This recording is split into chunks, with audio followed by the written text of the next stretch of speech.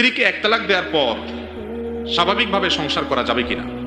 এক তালাক দেওয়ার পর যদি ইদ্যত পালন না হয়, 3 মাস যে পার হবে, এই ইদ্যত যদি পালন না হয়, ইদ্যতের মধ্যে যদি থাকে, তাহলে স্বামী এক তালাক স্ত্রীকে দিলেও প্রত্যাহার করতে পারে।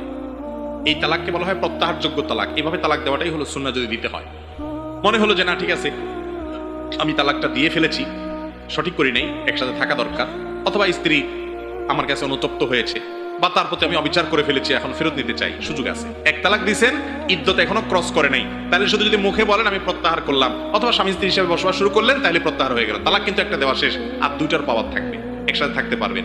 এটাকে বলা হয় প্রত্যাহারযোগ্য তালাক। অনেক সময় অনেকে 3 তালাক দেওয়ার পরে এসে বলে হুজুর একটু তওবা পড়াই দেন।